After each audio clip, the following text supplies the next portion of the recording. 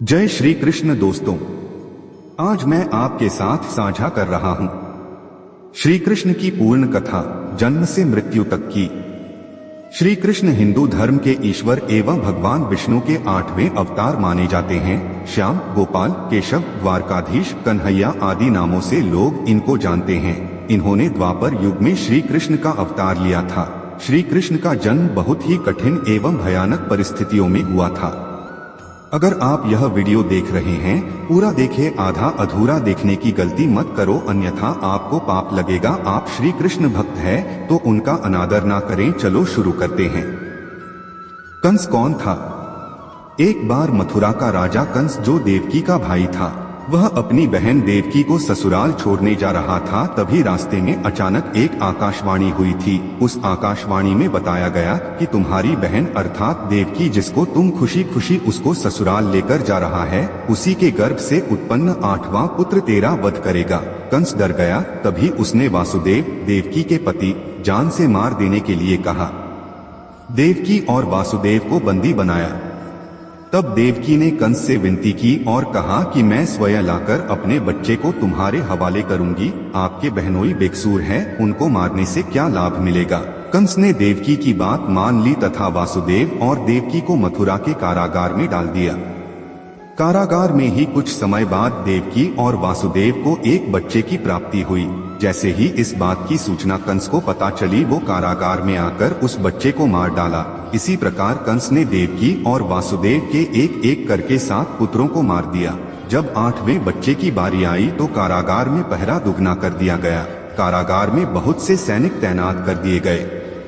भगवान श्री कृष्ण का जन्म यशोदा और नंद ने देवकी और वासुदेव की समस्याओं को देख और उनके 8वें पुत्र की रक्षा करने का उपाय सोचा। जिस समय देवकी और वासुदेव के 8वें पुत्र ने जन्म लिया, उसी समय यशोदा और नंद के यहाँ एक पुत्री ने जन्म लिया, जो कि सिर्फ एक मायावी चाल थी। 8वें पुत्र के जन्म के बाद जिस कोठरी में देवकी और वासुदेव कैद थे, अचानक उसमें प्रकाश हुआ। हाथ में गदा, शंख धारण किए हुए चतुर्भुज रूप में भगवान विष्णु दिखाई दिए। देवकी और वासुदेव उनके चरणों में गिर पड़े। तभी भगवान ने कहा, मैं बच्चे का रूप पुनः ले लेता हूँ। तुम मुझे लेकर अपने मित्र नंद के पास जाकर रख दो और उनके यहाँ जन्मी पुत्री को लाकर कंस के हवाले कर दो। मुझे ज्ञात है इस समय यहाँ का वातावरण ठीक नहीं है, फिर भी तुम चिंता न करो। तुम्हारे जाते समय कारागार के सारे पहरेदार सो जाएंगे। कारागार का फाटक स्वयं खुल जाएगा। जल से उफनाती हुई यमुना रास्ता देगी। भारी वर्षा से नाग तुम्हारी और बच्चे की रक्षा करेगा। कृष्ण पहुँचे वृंदावन। वासुदेव जी शिशु श्री कृष्ण को सूप में रखकर निकल पड़े। उफनाती यमुना को पार करते हुए वे वृंदावन में नंद के घर जा पहुँचे। बच्चे को सुलाकर वे उनकी पुत्री को लेकर वापस आ गए। वापस पहुँचने के बाद फाटक स्वतः बंद हो गया।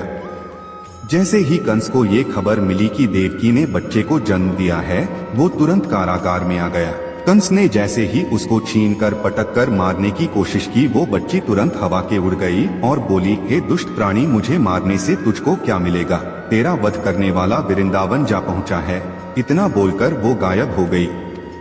कंस ने श्री कृष्ण का वध करने के लिए मायावी असुरों को भेजा। कंस बहुत भयभीत हुआ, क्योंकि उसका काल जन्म लेकर उसके चंगुल से बच गया था। अब कंस श्री कृष्ण को मारने के लिए परेशान रहने लगा। तब उसने पूतना नामक राक्षसी को श्री कृष्ण को मारने के लिए भेजा। पूतना ने एक सुंदर स्त्री का रूप धारण किया और श्री कृष्ण को अपने जहरीले स्तन से दूध पिलाने के लिए वृंदावन गई। श्री कृष्ण ने दूध पीते समय पूतना के स्तन को काट लिया। काटते ही पूतना अपने असली रूप में आ गई और उसकी मृत्यु हो गई। जब इस बात की सूचना कंस को मिली तो वो उदास व चिंतित हो गया। कुछ समय बाद ही उसने एक दूसरे राक्षस को श्री कृष्ण को मारने के लिए भेजा। वो राक्षस बगुले का रूप लेकर श्री कृष्ण को मारने के लिए झपटा। तुरंत श्री कृष्ण ने उसको पकड़कर फेंक दिया, जिसके बाद वह राक्षस सीधे नरक में जा गिरा। तभी से उस राक्षस का नाम बकासुर पड़ गया। उसके बाद कंस ने कालिया नाग को भेजा। तब श्री कृष्ण ने उससे लड़ाई की और बाद में वो नाग के सर पर बांसुरी बजाते हुए नृत्य करने लगे थे। तत्पश्चात वहां से कालिया नाग चला गया। इसी प्रकार श्री कृष्ण ने कंस के अनेकों राक्षसों का वध किया। जब कंस को लगा कि अब राक्षसों से ये नहीं हो पाएगा, तब कंस खुद ही श्री कृष्ण को मारने के लिए निकल पड़ा। दोनों में युद्ध हुआ और श्री कृष्ण ने कंस का वध कर दिया। श्री कृष्ण रास लीला। श्री कृष्ण गोकुल में गोपियों के साथ रास लीला रचाते हुए और अपनी बांसुरी बजाते थे।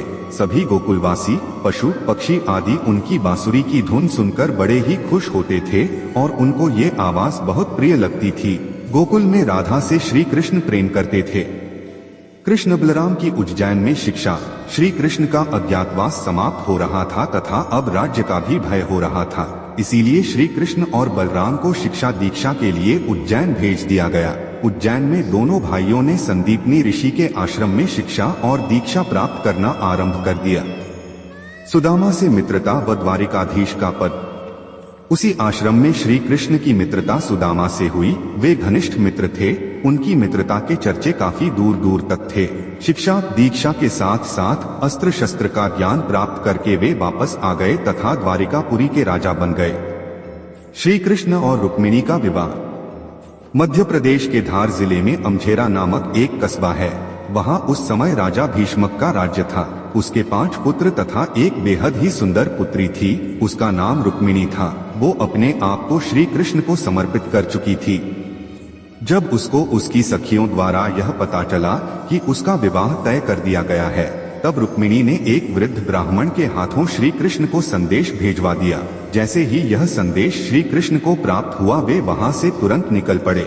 श्री कृष्ण ने आकर रुक्मिणी का अपहरण कर लिया और द्वारिकापुरी ले लाए। श्री कृष्ण का पीछा करते हुए शिशुपाल भी आ गया, जिसका विवाह रुक्मिणी से तय हुआ था। द्वारिकापुरी में दोनों भाइयों श्री कृष्ण और बलराम की सेना तथा शिशुपाल की सेना के साथ भयंकर युद्ध हुआ, जिसमें शिशुपाल की सेना नष्ट हो गई। श्री कृष्ण और रुक्मिणी का विवाह बहुत ही धूमधाम तथा विधि विधान पूर्वक किया गया। श्री कृष्ण की सभी पटरानियों में रुक्मिणी का दर्जा सबसे ऊपर था। महाभारत में कृष्ण बने सारथी तथा श्रीमद् भगवद गीता का ज्ञान। श्री कृष्ण महाभारत के युद्ध में धनुर्धर अर्जुन के रथ के सारथी भी बने थे। श्री कृष्ण ने युद्ध के दौरान अर्जुन को बहुत से उपदेश दिए थे, जो कि अर्जुन को युद्ध लड़ने के लिए बहुत ही सहायक सिद्ध हुए थे। ये उपदेश गीता के उपदेश थे, जो श्री कृष्ण के द्वारा बताए गए थे। यह उपदेश श्रीमद् भगवत गीता के नाम से आज भी विख्यात है।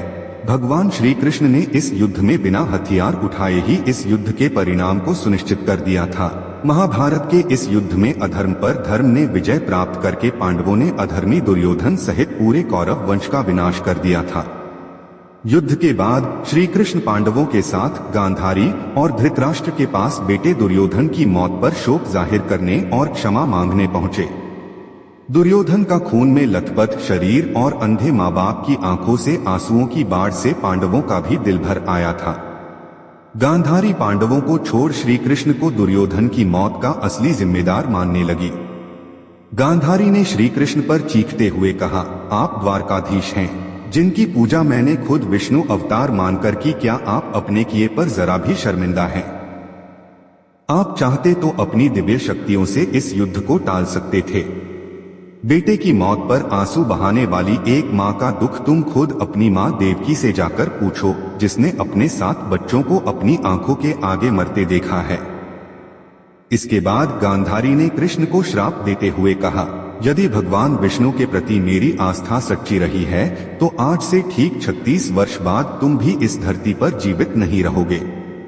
द्वारका तबाह हो जाएगा और यादव वंश का हर इंसान एक दूसरे खून का प्यासा हो जाएगा।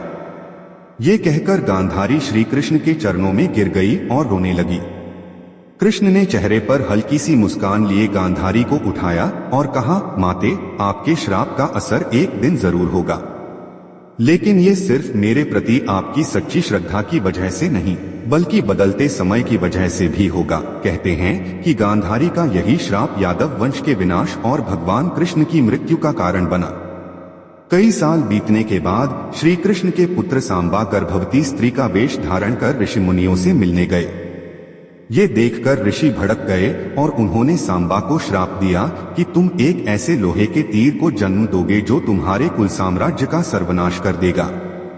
इससे सांबा बहुत डर गए और उन्होंने इस पूरी घटना के बारे में उग्रसेन को बताया। सांबा को इस श्राप से बचाने के लिए उग्रसेन ने कहा कि वो एक तीर का चूर्ण बनाकर उस प्रभास नदी में प्रवाहित कर दे, ऐसा करने से वो श्राप मुक्त हो जाएगा।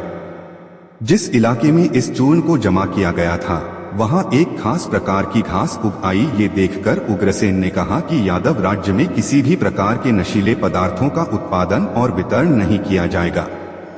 इसके बाद द्वारका में कुछ बेहद अशुभ संकेत देखे गए, जिसमें सुदर्शन चक्र, श्री कृष्ण का शंख, उनका रथ और बलराम के हल का अदृश्य हो जाना शामिल है।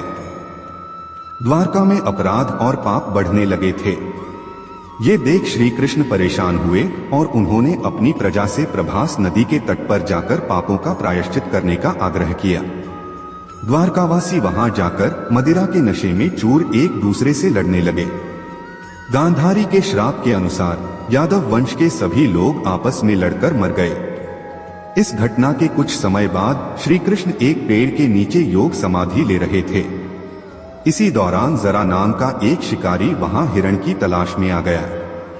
जरा ने कृष्ण के हिलते हुए पैरों को हिरण समझा और तीर चला दिया। इसके बाद शिकारी श्री कृष्ण के पास पहुंचा और अपनी गलती के लिए उनसे क्षमा मांगने लगा। तब श्री कृष्ण ने उसे सांत्वना दी और बताया कि कैसे उनकी मृत्यु निश्चित थी। श्री कृष्ण ने कहा, त्रेता युग में लोग मुझे राम के नाम से जानते थे। राम ने सुग्रीव के बड़े भाई बाली का छिपकर वध किया था। अपने पिछले जन्म की सजा उन्हें इस जन्म में मिली है। दरअसल जरा ही पिछले जन्म में बाली था। यह कहकर श्री कृष्ण ने अपना शरीर त्याग दिया। साथ ही श्री कृष्ण के द्वारा बसाई हुई द्वारिका नगरी भी समुद्र में समा गई थी। श्री कृष्ण की मृत्यु को ही कलयुग की शुरुआत माना जाता है। तो दोस्तों, आपका क्या राय है? भगवान श्री कृष्ण से जुड़े कथा के बारे में कमेंट में अपना राय जरूर साझा करें। तो दोस्तों, लेते हैं आपसे अलविदा। मिलते हैं एक और वीडियो के साथ। तब तक के लिए जय श्री कृष्ण।